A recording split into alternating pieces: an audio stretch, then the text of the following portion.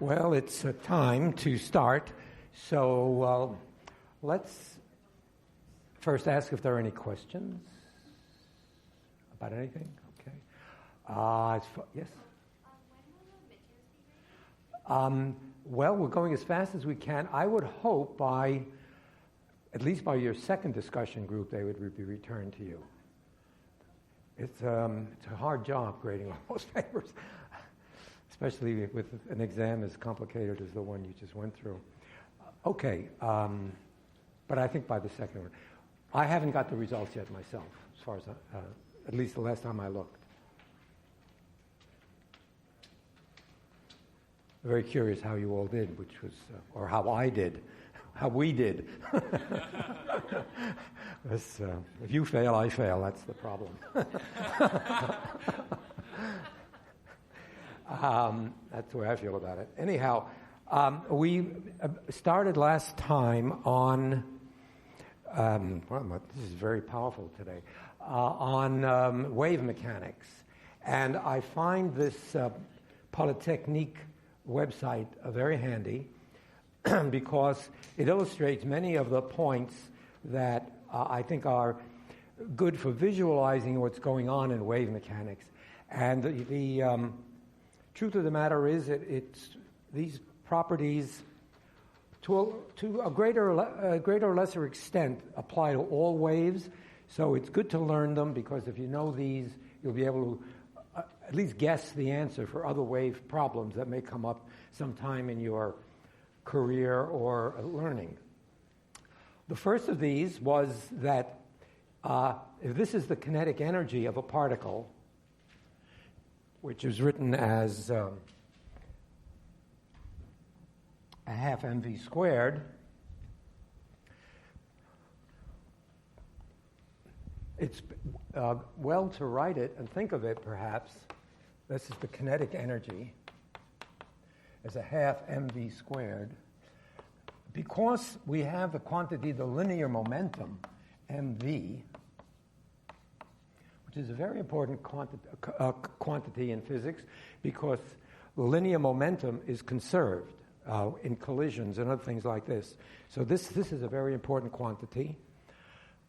Energy is also an important quantity, but we can write this energy in terms of the momentum by multiplying an m on top and an m on the bottom. So you get m squared v squared, which is this quantity squared, so you get a half p squared over 2m. So that's a good way to write this, especially because what de Broglie said was that associated with a momentum is a wavelength. H over the wavelength is the linear momentum. So having written it in this form, we can write that the kinetic energy, p squared, is h squared over 2m, and you'll have a lambda squared on the bottom. So that's a very provocative way of looking at it. And what it means, and you just want to have a feeling for this, is that as the wavelength gets shorter, the kinetic energy gets larger. Or if you have a large kinetic energy, you will have a small wavelength. And that's illustrated on this very first animation, where the horizontal line is the energy. I think it's the kinetic energy, but I'm not exactly sure. But it's probably the energy. And as it goes up, you'll see that the wavelength gets shorter and shorter. And as I suggested, a kind of visual way of seeing it, the energy gets, as the energy gets larger, more and more waves hit you. Bump, bump, bump, bump, bump. So they're closer together. So the wavelength is shorter. And that's the de Broglie hypothesis, which was very completely confirmed, that there is some kind of a wavelength associated with a momentum. And then we started looking at the different consequences of this, really. And that is, here's the simple idea of the energy getting lower and the wavelength getting longer. But here, the particle runs into a potential barrier where if it the potential barrier, think of potential barriers as hills or valleys in which the particle is trying to go. Now, here the potential energy is higher than the kinetic energy, and so the particle really can't get into this region because it's trying to go up a hill and it can't go all the way.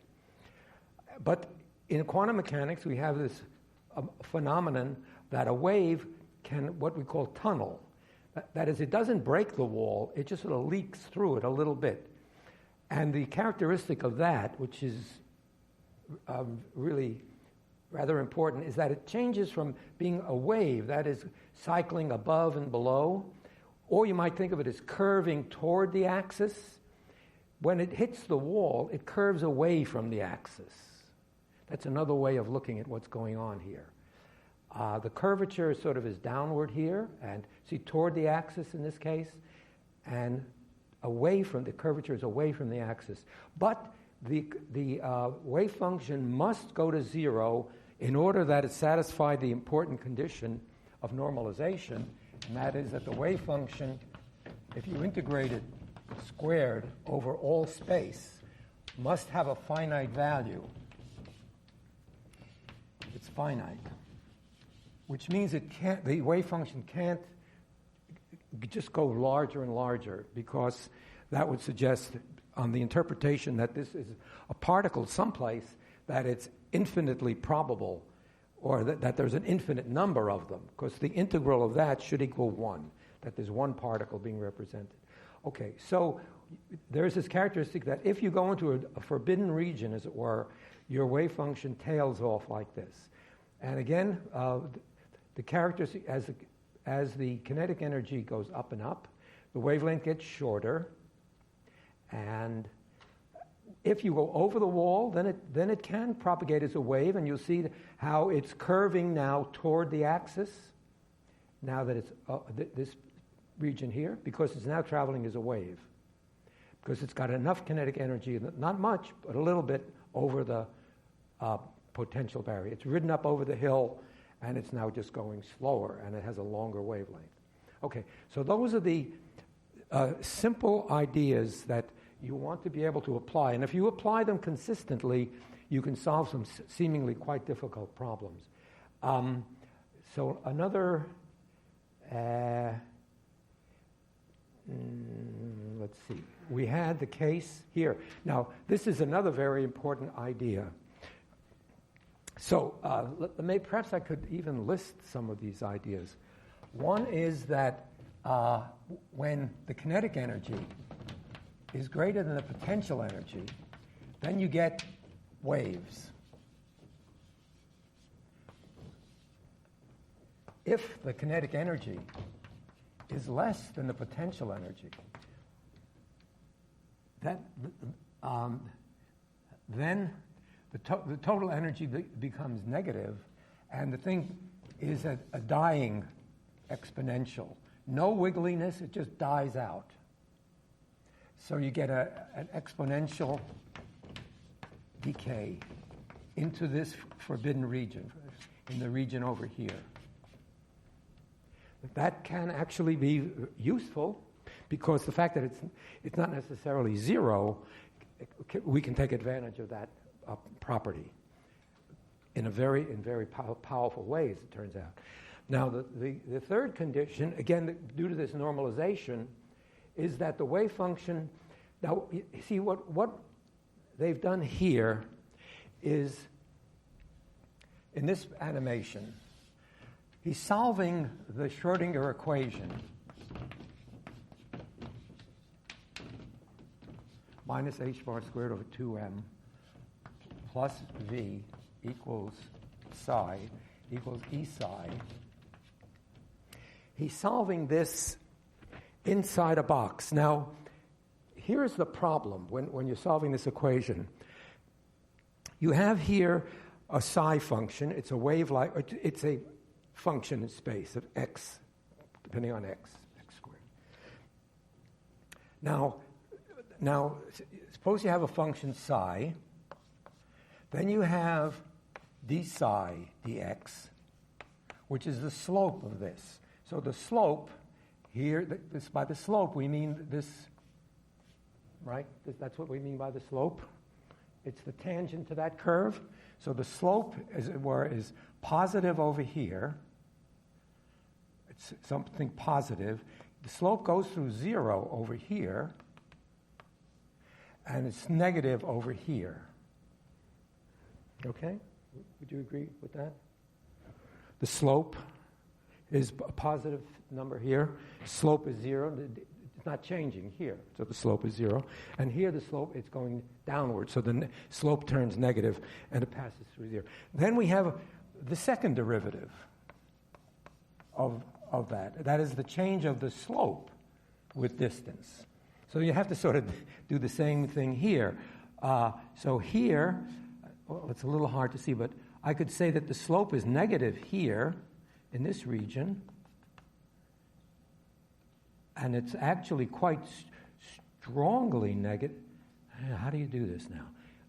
Negative, and it gets strongly negative, and then it gets less negative, and if it goes through a 0, then it suddenly turns positive over here. It goes. The slope of the slope is 0 here, and the slope of the slope is positive here. So you see, it's kind of a funny thing that you're doing. And what Schrodinger's equation wants you to do is to look at this, the slope of the slope, as a function of distance. And then you're also in a potential, which varies with distance. So you have to get the slope of the slope plus the potential at that point, and that has to equal some value of the energy, and it also has to normalize. So it's a really tricky thing to get all those things right. And most of the time, if you pick a given energy, you'll be wrong if you put it in a box. The point being that, let's say you have a real serious-looking potential here, like either a box or an atom or something complicated. At every point at that point in space, you have to add up the potential there, the curvature of this function, and it has to match. It gives you for that given energy, and the wave function has to do the right things at the far distances, namely, it should not get large.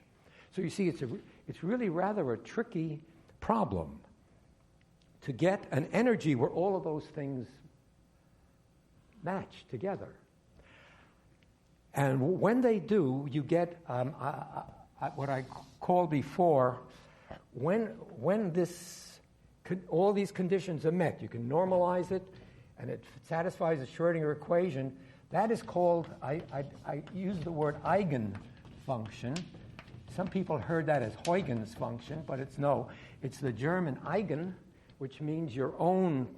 It's the characteristic function that of the type that fits in, but as you see, it's really not very obvious that you can get all of those conditions to satisfy. And that's what this animation shows. Namely, if I pick any old energy, in fact, I pick most energies, here's the wave function. We allow it to come in from here. It starts, because the kinetic energy is greater than the potential, it's a wave in this box. And it's satisfying here, apparently, for this particular energy and this particular potential. The curvature of this is such that it ends up with a value like this at the wall, and then it has to satisfy the Schrodinger equation even over here, and look what the function does. This is not a good function because it's going to infinity. And if you square it, it's going to say there's an infinite number of particles in that wave, and there's only one. So this energy is not an energy in the box. So in fact, as you change the energy, most of them don't work, but that one did. So that is a characteristic energy that's allowed. It's a standing wave that fits the conditions. They have got it to satisfy the Schrodinger equation. It's normalizable because it does go to zero at large distances. So it does, at infinity it's zero, and you can complete the integral of a shape like that. And so that's a good function. That is a good characteristic eigenfunction or wave function that satisfies all the conditions we put on it. And again, most of them don't. If I'm lowering the energy, you see, most of the energy just don't do that. That's terrible. All bad, all bad. But that one's good. You see, so that's where you get this is what Schrödinger said. If you find the proper function, meaning the one that satisfies all these strict conditions, that will quantize the thing. That will tell you where the discrete energy levels of the system are. Why it is, we don't know, but it works. It's rather miraculous and complicated, but it works remarkably well. And again, if I lower the energy even further, as I showed you the last time, again, most of the time it's bad. Bad, bad, bad, bad, bad, bad, bad. But at a certain particular energy, if I get it right, I'm good today. The wave function does all the right things. Apparently that particular wave function satisfies the Schrödinger equation, the curvature, the potential, and at that energy I get the good function, and that is a allowed state, a stationary state of a particle in a box. So that's the general way quantum mechanics works for confined spaces.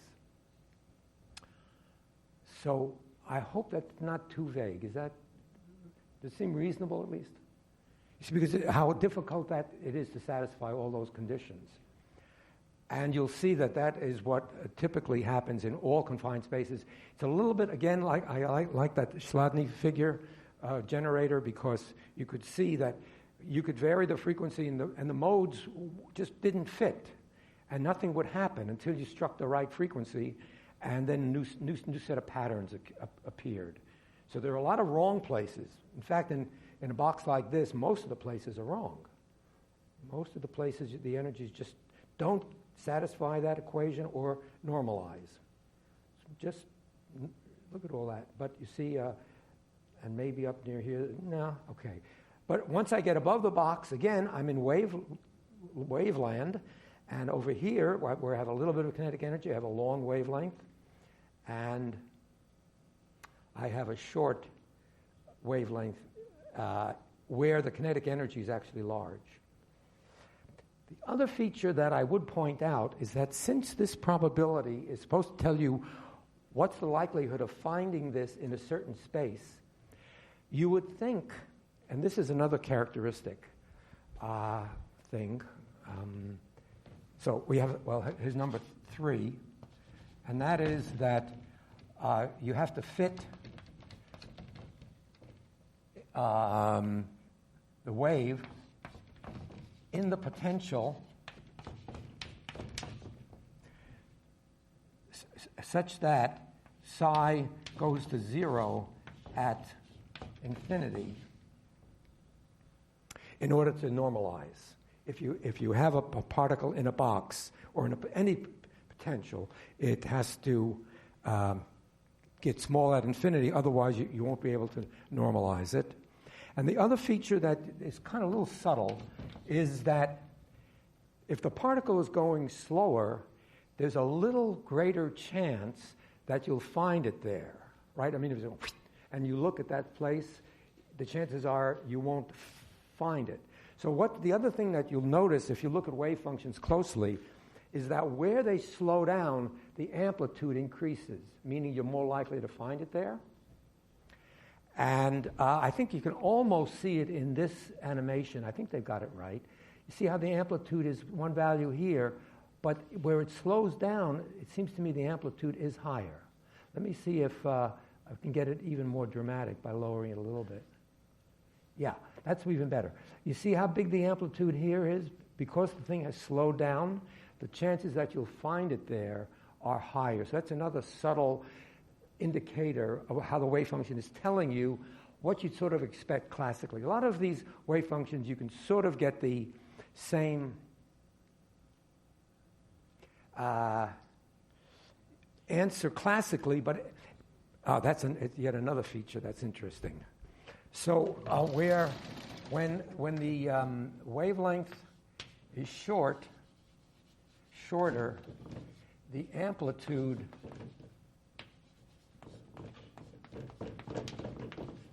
is lower because the particle is going fast.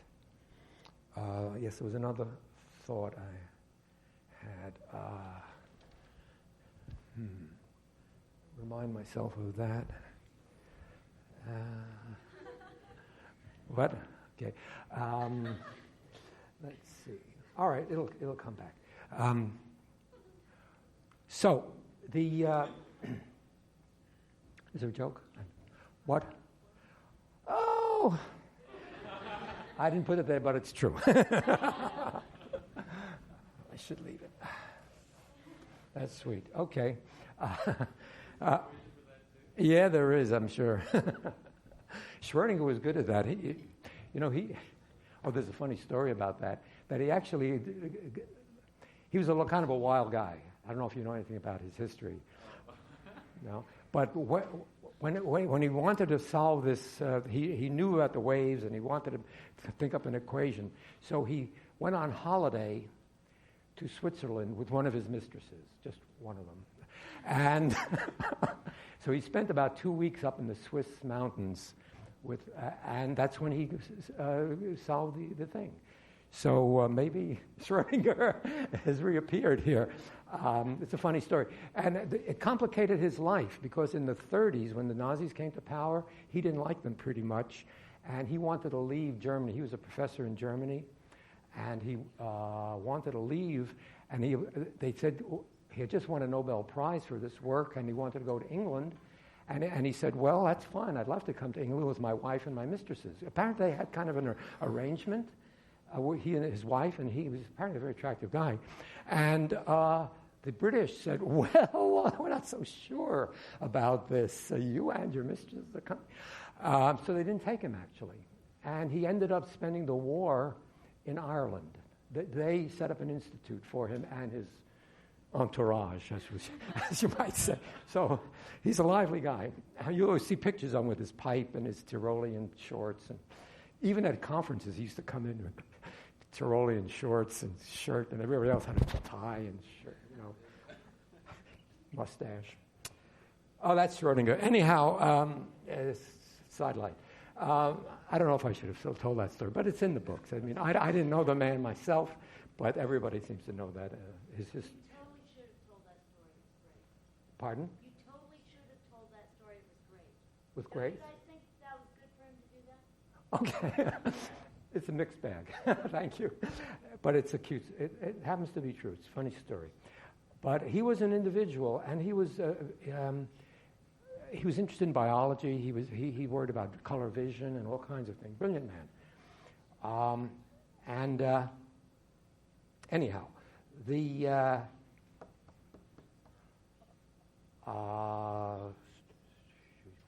well, we'll see some other stories here. So I really have to move on, though, to the story. Now that we have some of these basic principles, and there is another one which will come to me as we go along, we have to then see how did... well, maybe I can go over to my other PowerPoint. And let's see, where is it? All these other things here that we don't need. Where are you? Here we go.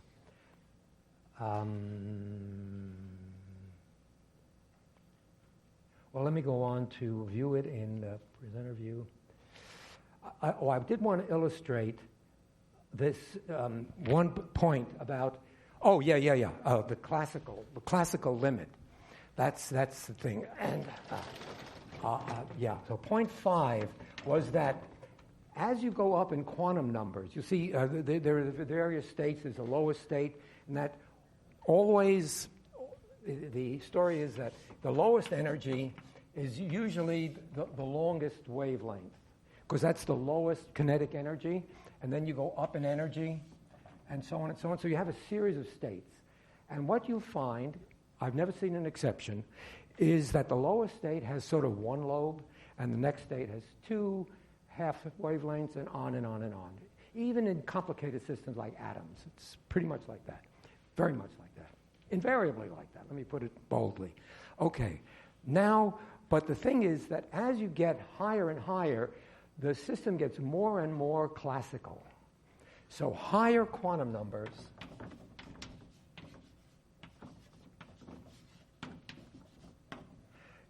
goes more classical. Now, what do I mean by that? Now, if you were a particle in a box, let's hear this. See the particle in a box. And all this is a ball rolling back and forth in the box. Now, the probability of finding the ball at any place in the box, classically, is pretty much the same everywhere. Because the ball, let's say it doesn't lose any speed, it's just bouncing back and forth. So it's just as likely to find the ball anywhere, right? But look what quantum mechanics says. Quantum mechanics says the probability is highest at the center. Now, that's different. That's very different. But as you go higher and higher in quantum numbers, let's say we go up to the 10th level. So you have 10 waves. Or something, well, whatever I drew. Now the probability is pretty much even everywhere, right? Because the square of these things, psi squared, would be something like this, which says that pretty much anywhere I look, it's going to be about the same. Whereas down in the ground state here, the probability looks like that. It says it's very much more probable, almost and improbable to find it at the edge. This one says, well, at the very edge, yes, it's improbable, but very close by, it's quite probable. This one says it's very improbable. So that's the other thing you'll see. And I think Niels Bohr actually came up with this idea. That is, at the higher quantum numbers, it should go over to classical physics. Because then what you're dealing with is, say, an n number of h's. Now, h is a small number, and that's what gives quantum effects. But if you have a lot of h's, it's pretty big, and you could have more or less classical behavior. So if you go to very high n, it goes over to classical. That's a nice point to remember. And I wanted to illustrate that in addition to this example of a particle in a box, we could look at some other things. Let me remind you, if you haven't seen this before, that in Schrodinger's very first paper, the one he wrote after Switzerland, that he points out that instead of just arbitrarily saying you have n quanta, he says, I can give you the same answer by just counting the number of wiggles, nodes, in a wave. And that'll give me, if I have nodes, it'll tell me how many quanta there are. So here's all the quality. So you go over this if you can. And this is an illustration, for example, of the property that if suppose this is really a sloping hill. That's a little bit easier to understand. So a particle rolls up the hill, and look at the characteristics. First of all, the wavelength, as it's going up the hill, it slows down. So the wavelength gets longer because it's slowing down. That's the first characteristic.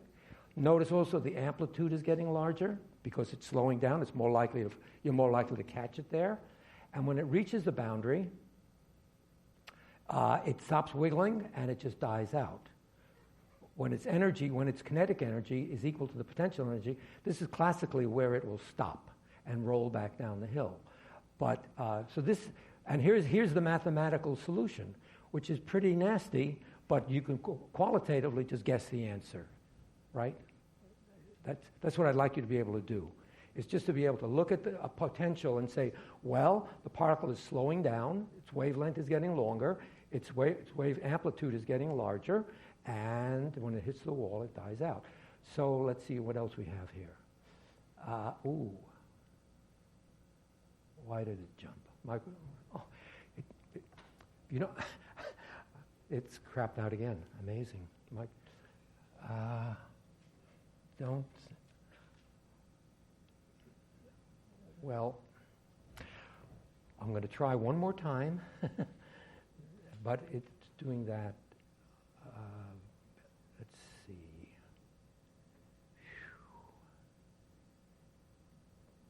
Okay. Let me try again. I don't know why it does that. It did that before, hasn't it? View.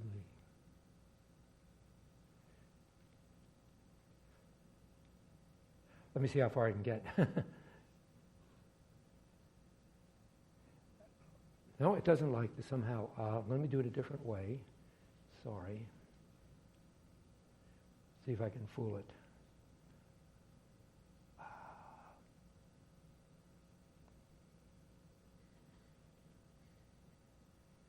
Sorry, folks.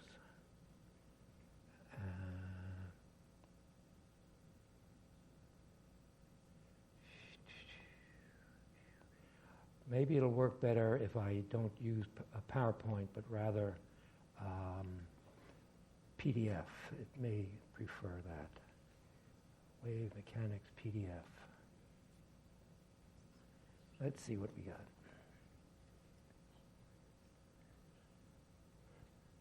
I don't know why it does that, just this point. Let's see, we'll view it. Presenter view, let's see. Well, it doesn't seem to want to allow that. Full screen mode anyhow.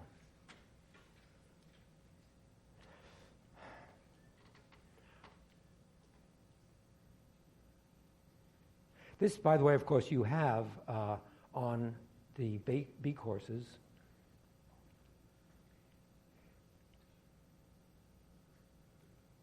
Okay. And here's what I just showed you, a very direct thing. And here are some various potentials, and you see where if the potential is high, it stays as a wave. If your kinetic energy, that is, if the kinetic energy is higher than the potential energy, you should be able to think about these things. And here, I've got a complicated thing where I have a sloping barrier, a high barrier, an infinite barrier, and you can figure out what it's going to do right through the whole complicated story. Now, the various wave functions I wanted to show you, illustrate, for example, this is the potential barrier of a so-called harmonic oscillator. That's because the harmonic oscillator is like a spring, where you have a spring constant, again with K, and the potential energy is a half K x squared, so it's a parabola. So the particle is rolling around in the shape of a bowl, in a shape like a bowl. And that's pretty complicated, but look, it has the same pattern. 1/2 wavelength, 2/2 wavelengths, a little bit of leakage into here. And if this was drawn right, the wave functions at the edges should be taller than here because it slows down as it gets near the edge of the bowl. And you should see that. And then we have the hydrogen atom, which is complicated. Oh, here's an infinitely deep well. Here's the wave function. This is better drawn. Harmonic oscillator squared. And you'll see how the amplitudes are higher. The wavelength gets shorter and shorter as you go to higher and higher modes. The wavelengths get smaller because the kinetic energy is higher, and the amplitude gets larger because it's near the edge. So you can tell a huge amount by just knowing what the thing is doing and thinking in the quantum limit, you get funny behavior. Namely, the particle should be at the center. You have a moving particle, and quantum mechanics says it's most likely to be at the bottom of the bowl. In fact, classically, it's least likely to be there because it's going whipping through the bottom of the bowl. It's going fastest, so it's hardest to find it there. So classically, you're more likely to find it when it stops. So like hitting a tennis ball, the best place to hit it, serve, is when the ball is stopped. That's at the end of its motion. And the quantum mechanics says the other way around, that at the end of the motion, the ball is not there. That's weird. So quantum mechanics predicts these other things. Okay, so here's the particle in the box. I think you've experienced that in your homework. And it's a good example of things. Okay, but let me try to get on to the atoms. By the way, we're getting kicked out of here at 4 o'clock by the colloquium, which, by the way, may be interesting if you want to stay and listen to, because they're going to talk, as I mentioned to you, the laboratory at Livermore. It has these giant lasers where they're trying to shoot all these 196 beams of light all at once onto a little pellet and crush it from hydrogen or deuterium, perhaps, into helium and create release energy in that process. I think you'll be able to understand most of what he says, actually. I hope I will too. But the idea is, very briefly, and you know probably most of this stuff already. The experiment that was done was by Rutherford and his associates, wherein radioactivity had been discovered about 1896. And they realized that particles were coming out of materials like uranium, and the Curies found radium and polonium and a bunch of other strange materials which shoot out radiation. And so Rutherford had the idea, let's use this radiation as projectiles. And so he set up a very thin screen of gold. Of course, you could pound gold into very thin layers. And he took these radioactive source, aimed it through a little hole, so he got a beam, and he passed it at the film, and the particles would bounce off in all sort of directions because it wasn't too accurate. Let's see what we can do here. So that's a near miss, and so on and so on. The funny story is that in order to see this, they had a screen over here where when the particle hit, a little spark of light would come out, called scintillation it's called. They just knew that some materials send out light, and they had two researchers, and their names were Geiger and Marsden. Geiger was a German student of Rutherford's. Rutherford dreamed up the idea, and Rutherford he got his students to sit in this dark room looking at the screen, and every time they would have to put down where the particle hit. And so you get this distribution of hits. So the funny story is that Geiger, probably after sitting in that room for a long time, got the idea, why am I sitting here? I'm going to invent a machine to do this. So therefore we have the Geiger counter. It's a true story. So Geiger was actually the one who took the data. And Rutherford explained it as saying that every once in a while you get something like that, where the particle comes straight back. And he said, that's amazing, because he drew the analogy. It's like shooting a cannonball at Jell-O and having the cannonball come back. Doesn't happen. If this were a uniform material, these particles should go right through. But every once in a while, you'd get one coming back over 108 degrees. So he said there must be that there's a hard, most of them don't, but some of them do, and there must be a hard center of this, which he called the nucleus of the atom. There you go, one like that. Now that wouldn't happen if the material were uniformly spread. So he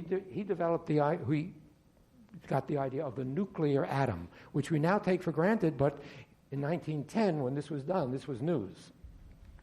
Because who would have thought? But he imagined that you have a solar system-like thing where you have most of the mass at the center, and he knew there were electrons in these materials because you got electrons out. And but nobody could quite figure out how this was possible, because if you have an electron, as you know, now the point is that what we know already in 8b, you could figure out what the puzzle was here, because it's very basic stuff. If you have an electron and here's a positive charge, you know there's a Coulomb attraction between those two. So if the electron is just sitting there, it won't sit there. It'll just get sucked into the nucleus and presumably disappear, or something terrible happen. Moreover, when it's doing that, it should radiate all kinds of radiation because it's accelerating. And it shouldn't be stable. So you say, okay, let's imagine that the particle is moving, like the solar system. But that's possible. That's possible. Because the Earth, after all, the Earth and the Sun have this mutual relationship. Why couldn't an electron and a something else, proton, have that relationship. But again, you'd have the problem, looked at edgewise, the electron's going like this. So it is going up and down. You have like an antenna that's shooting, the electrons are accelerating, should radiate. And it should radiate at the frequency it's going around. It should lose energy because, after all, there is energy coming out of here by the electromagnetic wave. The electron should then lose its energy and sort of crash into the nucleus. So that system is not stable either. So they really had a problem trying to understand how it's possible for an electron to connect to a nucleus. Well, it turns out that in Rutherford's lab came this young Danish fellow whose name you know, Niels Bohr, who solved, gave a very good answer to starting answer to the problem. Now, what he did was classical physics up to a point, classical physics that is very familiar to you right here in this class. Namely, Bohr's first had this classical model, namely 8B up till now. One is that you have the electron is moving in a circle. So it has an orbit. And it's held in the orbit by the Coulomb interaction. That is that the force is equal to K, Q1, Q2, over R squared. And that Newton's laws apply, the famous Newton law, F equals ma. But an electron going around a circle is accelerating inward, because otherwise it would go straight. And that inward force is the so-called centripetal force, mv squared over r. So he uses that idea, which is familiar to us, I hope. And you have, again, a total energy, which is a kinetic plus potential. And he just writes down a half mv squared. And the potential energy of a charge here plus and a minus charge here is what we learned early on. Where is potential energy? Ke is a half mv squared plus. Well, it's actually minus because it's opposite signs. So he writes down the potential energy minus, this is our electrostatic constant, K, E squared over R. It's all classical, straightforward.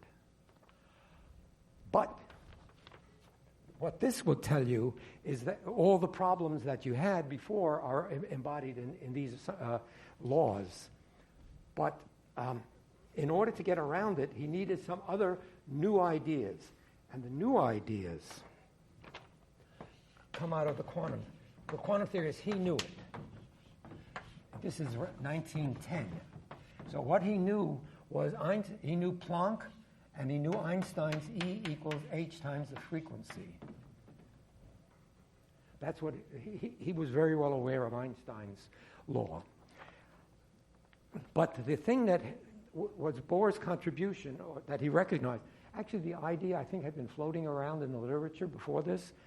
But you see, as I mentioned, there are several interesting things in physics. We have the conservation of energy. We have the conservation of linear momentum. We also have the conservation of angular momentum. That's something we're not quite so familiar with usually. But angular momentum, which I'll call L, angular momentum, it turns out to be very important, because in an isolated system, like if you had a top and you spun it in empty space, it would keep spinning forever and hold its orientation. These is in a gyroscope. So if you have an angular momentum, namely, if you have a center and you have a radius and you have a mass moving with a certain velocity, the angular momentum is r times mv. It's also a vector. It's in the direction of r cross v, namely, if r is this way, r cross v, so the angular momentum is in this direction. L is coming out of the blackboard toward us, the way I drew it. Now that's a very important thing, because in a system like that, where you have an electron going around an atom, angular momentum will be conserved, and so you want to focus on that as much as possible. So what Bohr did, in addition to this, for reasons of genius, I guess, he assumed that the angular momentum, he said, has to be some multiple of the quantum h bar, h bar being nh over 2 pi. Again, I think the idea has been floating around in the theoretical world that angular momentum might be also quantized, come in units. And if it does, you see that not every orbit is possible, because you have to have the velocity and the radius conjoined to give you a multiple of Planck's constant, or what's called h bar. We call that h bar, the bar being that thing there. So it turns out that, and it's given in the book, from here on it's algebra. You just solve those classical ideas, but when you come to things like this, mv squared over r, for the angular momentum, what you can do is you can multiply by m on the top and m on the bottom, and what you get is mv squared. There's an r on the bottom. Okay, but this is this will be p squared over mr. Things like this. You want to get this in terms. In fact, I would even try to multiply by r squared, maybe give it an r cubed here, to try to get angular momentum into the picture, so that he can use the quantization of angular momentum as part of his theory. And if you do that, he comes out with the electron is allowed only in certain orbits, where the first orbit has a 1 h bar of angular momentum, whipping around like that, and the second orbit turns out to have a larger radius. The radius will go as n squared times the first radius, and the subsequent ones, so all of a sudden he gets quantized orbits out of using these ideas. Just go through the arithmetic. It's just arithmetic, not hard at all. And you get quantized energies. Well, when he went through the whole schmear, it's quite amazing. He comes up with a formula for the energies of each of those separate orbits. Now, I tend to think of this as one of the ugliest formulas I have ever seen, and he must have thought so too, because you get the energy of the nth orbit. It comes out that electrostatic constant, m e to the fourth over 2h squared, something like, and 1 over n squared. Now, that's not very pretty, but it turns out that if you put in the numbers, you get that the energy levels precisely give you, and it's one other thing that he did. So one idea that he uses is the quantization of angular momentum, and the other idea is that the frequencies that are emitted are due to the energy changes between energy levels. So if you go from, let's say, level 2 to 1, you'll get E from 2 to 1 will give you a frequency due to 2 to 1. And if you go from 3 to 2, the energy that you go down from will show up as a frequency corresponding to that. the amazing thing was, when he plugged in the numbers, all of these constants being known from electricity and magnetism 8B, he got the spectrum of hydrogen precisely, which is a shock. But he set people thinking that there's something deep here that needed understanding. Well, we have to go. Oh, but I wanted to, for those of you who are going to stay, I have to show you the laser. What the laser is. The point is that if you could take electrons in an atom like this and what's called pump them up, you'll hear this word in the lecture. You pump them up to some high energy level and have them trickle down to some energy level like this. If you send in a wave corresponding to this difference, you can stimulate this electron to drop down, and it will drop down, and if this frequency matches this, you'll get the energy of that energy level comes down in step with the first one. This is the laser principle. What happens is if you can get electrons sitting up in an excited state like this, and you send in a frequency corresponding to this frequency, this electron wants to drop down here, but it needs a little stimulation, as it were. And when this comes along, it stimulates the emission. So we have laser is light amplification by stimulated emission of radiation. This beam here stimulates this one to drop down. So when it does, you then have two, and moreover, they're in step. So you get a coherence here. And these two stimulate the third one. So when they pass by, this guy joins the party, then this guy, and so on. And you build up this very powerful beam. But the steps are, you have to pump the electrons to some higher level, have them sit in a level like this for a while. I'll have to sit a little while to wait for the beam to come through. When the beam comes through, it stimulates the excited electrons to emit, and you end up with this very powerful, directed, coherent beam of radiation.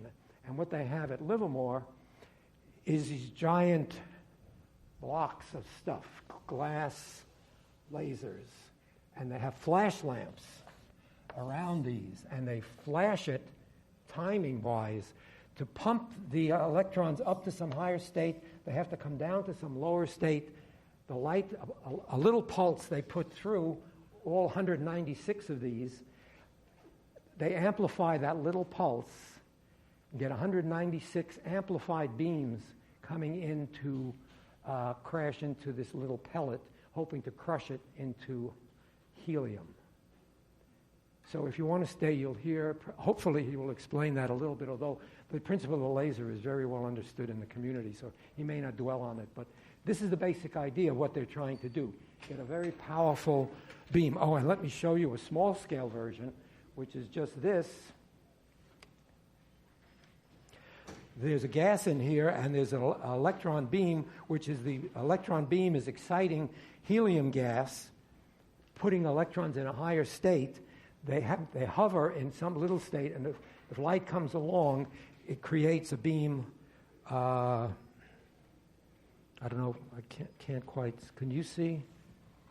There's a little spot there. Yeah, you can see that, huh? And somehow also I had here at one time these laser pointers. There's a similar story.